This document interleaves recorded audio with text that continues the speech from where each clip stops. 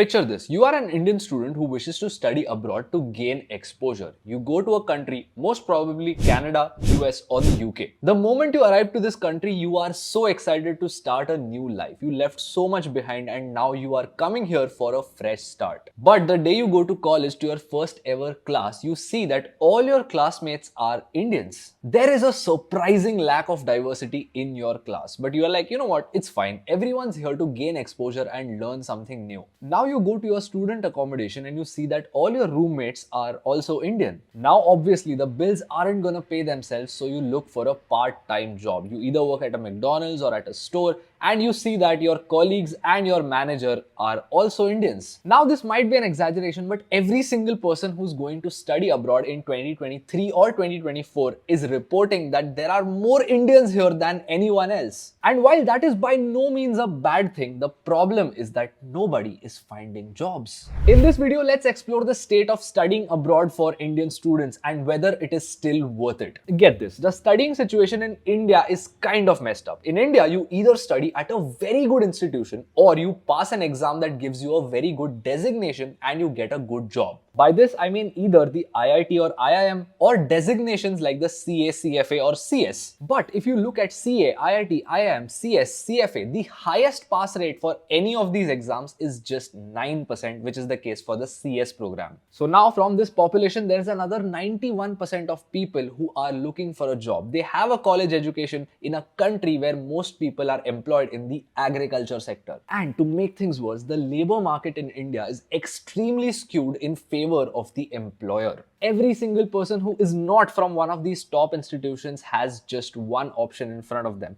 the national package of India, which is 3 lakhs per annum. Due to this problem, the labor market becomes a buyer's market. Since there is more supply and less demand, the employer can get away with paying a lower wage. And the final nail in the coffin is that education in India does not put employability in the focus. Students aren't trained with practical skills that would help them on the job. In fact, the sad thing is that programs like CA have a mandatory articleship. If you want to become a CFA charter holder, you need 4,000 hours of relevant work experience. In fact, even some IIMs require work experience if you wish to apply to their institution. But most programs in India like BA, BCom, BSc do not require a mandatory internship. In fact, this thing is shocking to someone who's not from India, that most colleges in our country do not have the concept of placements or even placement assistance. In such a situation, for a second, put yourself in the student's shoes. He has a degree that his parents probably spent 4 to 5 lakhs on. And the job that he's getting with that degree is roughly equivalent to 2 to 3 lakhs a year. The work is completely unrelated to his degree, he does not enjoy it and it doesn't pay well. Oh, also for this job, there's more than 1 million people competing with him. So what does this kind of a student do? They start looking at studying abroad as a very real option to escape this competition so that they can move to the West and probably have a good life. There is absolutely nothing wrong in thinking this way. Many of my closest friends and family have gone abroad to study and have ended up having a better life. But the problem is, with the way the world is evolving and the way that India is changing, this might not be true anymore.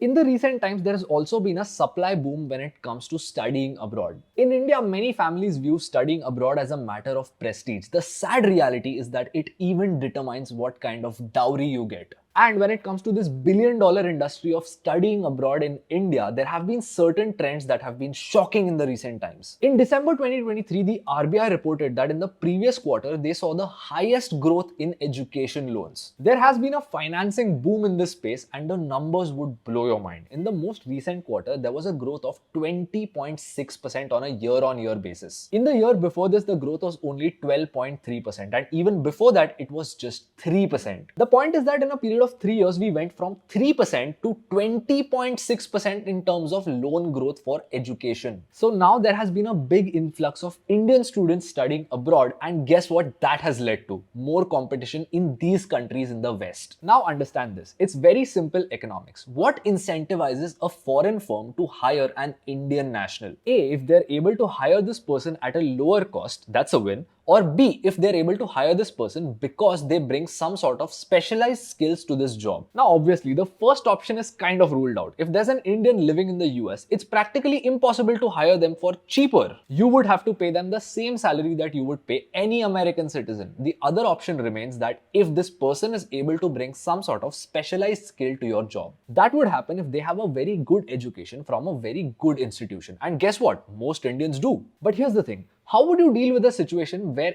everyone has a good education from a good institution, including citizens of your own country, Indians, and many other nationalities? Additionally, let's say an American firm tries to hire an Indian student. The cost of hiring them is much higher because this company has to sponsor the H-1B visa of that student. The simplest point that I'm trying to make here is that for the company, it should be worth the money to hire this Indian national. And the obvious case is that any company would also try and optimize longevity. If that person is going to work for them for a couple of years, then it makes sense to hire them. Now, what if immigration becomes more difficult? Or what if the likelihood of this person acquiring permanent residency is very slim? Or worse, they just switch their jobs. So as an employer, unless the money I spend on hiring this employee absolutely pays off in the long run, I would much rather hire someone who's a citizen of my own country. So let's just do a short recap of the situation we are at.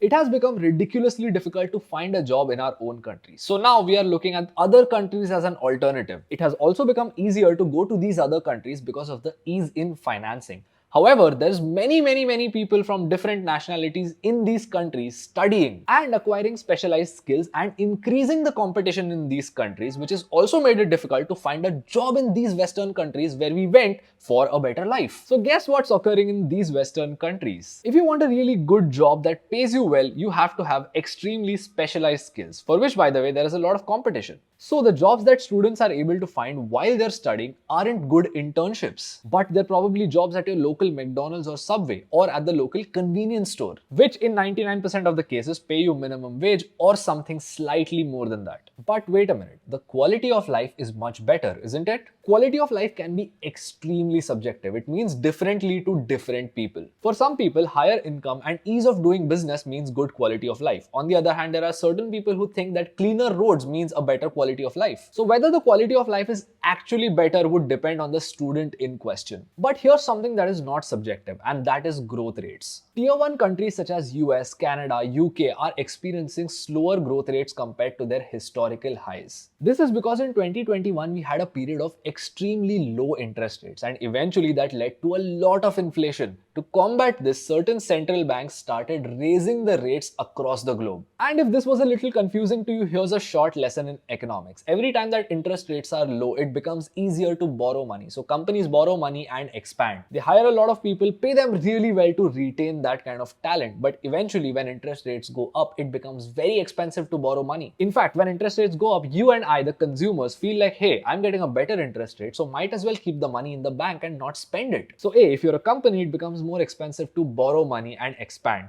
And B, if you're a consumer, it's just better to keep that money in the bank and not spend because you're getting a higher interest rate. So the company doesn't expand and the consumer doesn't spend. Guess what happens? The economy slows down. So after 2021, in 22 and 23, you all saw multiple tech giants like Facebook, Google, Amazon conduct mass layoffs. And simultaneously, there's the world of universities. There is another secret going on there that no one tells you about. Universities are also for-profit businesses and they need money to survive. And they also need to keep growing. So in spite of the slowdown, multiple universities continued offering admissions. Many of them even created new programs and courses to attract international students. And look at this statistic. In the academic year 22 and 23, the US saw a growth of 12% in the international student admissions. At a time where every single person was talking about a recession, this number was at its highest over a 40-year period. The situation isn't any better for the UK. The universities and colleges admissions service has said that over the next 8 years, we can see a growth of 60% in international students, taking this number from 150,000 to 240,000. And if you look at the growth forecast for the 24 and 25 UK economy, it's just 1.8%. And for the US, this number is around 2.2%.